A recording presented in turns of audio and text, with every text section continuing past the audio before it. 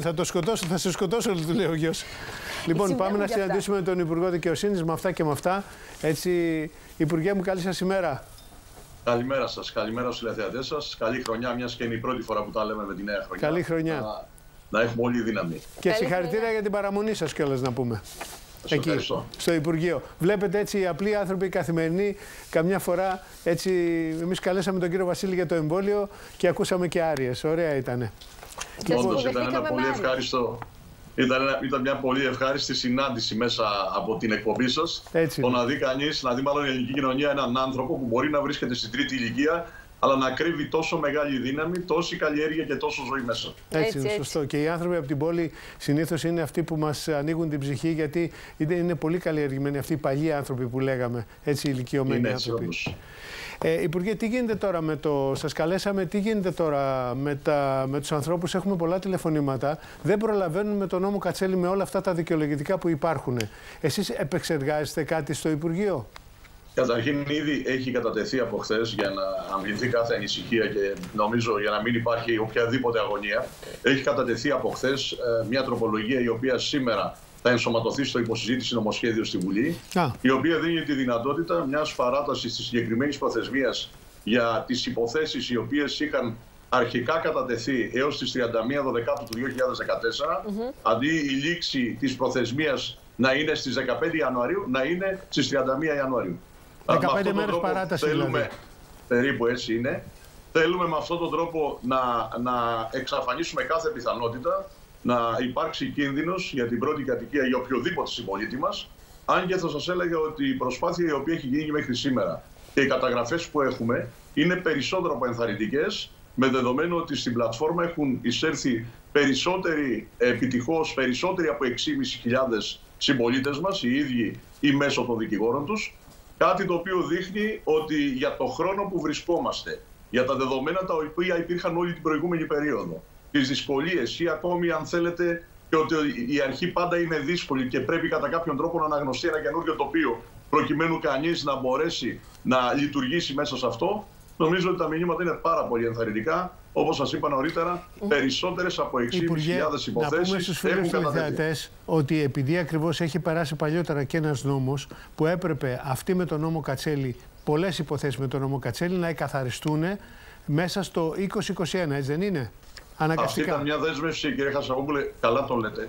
Ήταν μια δέσμευση της προηγούμενης κυβέρνησης απέναντι στους θεσμούς, όπου σε συγκεκριμένες χρονικές στιγμές είχε κατά κάποιον τρόπο δεσμευτεί ότι όλες οι εκκρεμείς υποθέσεις του νόμου Κατσέλη θα κλείνανε μέσα στο 2021. Δεν περιποιεί τιμή για κανένα μας το δικαστικό σύστημα της χώρας να κρατάει εκκρεμείς υποθέσεις από το πριν το 2014 και να υπάρχουν ημερομηνίες εκδίκασής τους μετά το 2030.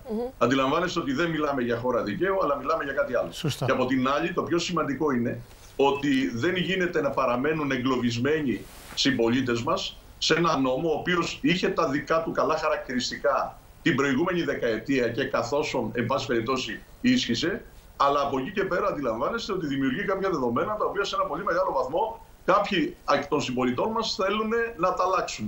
Θέλουν να τα αποτινάξουν από πάνω τους. Και πρέπει όλοι να καταλάβουν ότι όλη αυτή η προσπάθεια που κάνουμε στο Υπουργείο Δικαιοσύνης, προκειμένου να εκδικαστούν πολύ γρήγορα όλες οι εκκρεμείς υποθέσεις του νόμου Κατσέλη, έχουν κυρίως σαν στόχο να προστατευτούν οι άνθρωποι οι οποίοι δικαιούνται την προστασία της πρώτης κατοικίας, αλλά βεβαίως και να αποκαλυφθούν όλοι αυτοί οι οποίοι δυστυχώς φροντίσαν να κρυφτούν σε αυτόν τον νόμο. Εδώ με την Ανθή είχαμε φιλοξενήσει δύο ανθρώπους οι οποίοι λένε, είχαν μπλέξει με τα νομικά και λέει: εγώ δεν προλαβαίνω να μαζέψω όλα αυτά τα χαρτιά. Το θυμάσαι αυτό? Βεβαίως. Που έλεγε ότι μέσα σε 10-15 μέρες ή ένα μήνα, και οι δικηγόροι είναι πολλά τα χαρτιά αυτά, αλλά κυρίως γιατί δεν μπορούσαν να πάρουν χαρτιά από τις τράπεζες τώρα. Λόγω κορονοϊού, λόγω της πανδημίας. Λοιπόν, να το ξεκαθαρίσουμε οι 15 μέρες αυτές θα φτάσουνε. Ακούστε, το να μπει κανείς στην πλατφόρμα δεν προϋποθέτει και την άμεση συλλογή όλων αυτών των πιστοποιητικών ή των δικαιολογητικών τα οποία χρειάζεται προκειμένου να εκδικαστεί η υπόθεση. Από τη στιγμή που γίνεται η κοινοποίηση υπάρχουν άλλες 60 μέρες προκειμένου να συλλεγούν όλα αυτά τα δικαιολογητικά.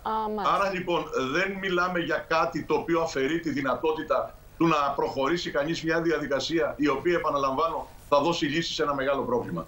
Εγώ αντιλαμβάνομαι ότι οι δικηγόροι ενδεχομένως χρειαζόντουσαν περισσότερο χρόνο προκειμένου να εξοικειωθούν με μια νέα διαδικασία. Και αυτό είναι κάτι το οποίο θα έλεγα ότι είναι και λογικό σε έναν βαθμό, αλλά και από την άλλη πλευρά δικαιολογεί το να δοθεί μια μικρή παράταση. Από εκεί πέρα όμως, όταν υπάρχει τόσος μεγάλος αριθμός αιτήσεων που έχουν κατατεθεί, όταν μιλάμε για περίπου 37.000 εκκρεμείς υποθέσεις και σκεφτείτε ότι πάνω από 20.000 μοναδικά αφημοί έχουν ήδη εισέλθει στην πλατφόρμα, σκεφτείτε ότι έχουν γίνει περισσότερες από 20.000 αιτήσεις επαναπροσδιορισμού και αυτή τη στιγμή οι 6,5 περίπου χιλιάδες αιτήσεις είναι σε φάση ολοκλήρωσης. Αντιλαμβάνεστε ότι έχει γίνει ένα πολύ μεγάλο βήμα σε μια πολύ κρίσιμη περίοδο, σε μια δύσκολη περίοδο, εν μέσω της πανδημίας, με μια καινούρια νέα διαδικασία, η οποία, επαναλαμβάνω, θα δώσει τη δυνατότητα αφενός να προστατεύσουμε το δανειολήπτη που δικαιούται αυτή την προστασία, να ξεκαθαρίσουμε το τοπίο από όλους αυτούς οι οποίοι κρυφτήκαν στο νόμο Κατσέλη. Άρα οι 15 μέρες είναι για να κάνουμε αίτηση να μπει στην πλατφόρμα. 15 συν 60 είναι λοιπόν. Ακριβώς, 15 συν 60. Ναι. Συν το γεγονός ότι λόγω τώρα του lockdown κλπ. Όλες αυτές οι προθεσμίες έχουν παραταθεί κατά κάποιο τρόπο. Ναι. Άρα λοιπόν δεν υπάρχει τέτοιο είδος ζήτημα και πρέπει κάποια στιγμή να το ξεκαθαρίσουμε. Μην μεταφέρονται λάθος πληροφορίες. Άλλωστε, εμείς κάναμε όλα αυτά τα οποία έπρεπε να κάνουμε αυτό το χρονικό διάστημα. Όπως ξέρετε, ήδη έχει ανοίξει και η εκουσία διαδικασία στα δικαστήρια, κάτι το οποίο είχαν ζητήσει οι δικηγορικοί σύλλογοι, η Ολομέλεια των Δικηγορικών Συλλόγων, προκειμένου να μην υπάρχουν προβλήματα στην ολοκλήρωση των υποθέσεων του νόμου Κατσέλη. Άρα, τέτοιου είδους, θα έλεγα, εντός εισαγωγικών δικαιολογίες δεν υπάρχουν. Εγώ καλώ τους συμπολίτες μας να προχωρήσουν στην ηλεκτρονική αίτηση, να εισέλθουν στην πλατφόρμα, προκειμένου και να προστατευτούν, αλλά κυρίως για να δείξουμε ότι με αυτόν τον τρόπο εξυγχρονίζουμε ένα θεσμικό πλαίσιο, το οποίο δυστυχώς για πολλά χρόνια εξέθετε και την ελληνική πολιτεία, αλλά κυρίως δημιουργούσε πολλά ερωτηματικά και πολλά προβλήματα. Τα δικαστήρια πότε βλέπετε να λειτουργούν κανονικά, κύριε Τσιάρα? Αντιλαμβάνεστε ότι αυτό θα απαντηθεί από την αρμόδια Εθνική Επιτροπή για την Αντιμετώπιση του Κορονοϊού. Τα δεδομένα, τα υγειονομικά τα οποία υπάρχουν, πάντα μας δίνουν κάποιες δυνατότητες προκειμένου να προχωρήσουμε. Ήδη αυτή την εβδομάδα ανοίξαμε την εκουσία διαδικασία και παρατείναμε το χρόνο παραγραφής των ποινικών αδικημάτων, ενώ αυτά τα οποία εκδικάζονται. Το να σας απαντήσω όμως συγκεκριμένα το πότε θα ανοίξουν, φαντάζομαι να αντιλαμβάνεστε ότι δεν είναι ένα θέμα που κατά κάποιο τρόπο μπορεί να απαντηθεί από μένα αυτή τη χρονική στιγμή. Σας ρωτάω γιατί το κράτος δικαίου όμως, το κράτος δικαίου, αν μου επιτρέπετε, θα σας πω ότι λειτουργεί. Δηλαδή οι βασικές, αν θέλετε, διαδικασίες και λειτουργίες της δικαιοσύνης εξακολουθούν ουσιαστικά να υποστηρίζουν οτιδήποτε αφορά εντός εισαγωγικών το χώρο της δικαιοσύνης, το ρόλο της δικαιοσύνης και βεβαίως να μην αφήνουν την ανασφάλεια να κυριεύει τους Έλληνες πολίτες. Ωστόσο, κάνουμε ό,τι είναι δυνατόν προκειμένου η πανδημία να μην διαδοθεί μέσω του χώρου της δικαιοσύνης, μέσω του χώρου των δικαστηρίων. Είναι μια σοβαρή και υπεύθυνη στάση, την οποία νομίζω ότι τηρούν με έναν, θα έλεγα, πολύ σοβαρό και αξιοπρεπή τρόπο όλοι οι άνθρωποι, όλοι οι παράγοντες οι οποίοι εμπλέκονται με τη δικαιοσύνη. Δεν έχουμε πολύ χρόνο. Όταν θα ανοίξουν τα δικαστήρια, θα μπούμε και στη διαδικασία των πληστηριασμών πάλι, ή θα δοθεί παράταση λόγω των συνθήκων? Αυτή τη στιγμή αυτό που μπορώ να σας πω είναι ότι οι πληστηριασμοί με εντολή του Πρωθυπουργού, του Κυριάκου Μητσοτάκη, είναι σε αναστολή. Και δεν είναι μόνο οι πληστηριασμοί της πρώτης κατοικίας, αλλά όλοι οι πληστηριασμοί. Είναι μια διαδικασία που ξέρουμε ότι δεν είναι ευχάριστη και βεβαίως δημιουργεί πολλές άλλες συνέπειες. Αντιλαμβάνεστε όμως ότι οι πληστηριασμοί δεν είναι μόνο πληστηριασμοί πρώτης κατοικίας, είναι και πολλά ζητήματα τα οποία αφορούν στο πραγματικό δίκαιο.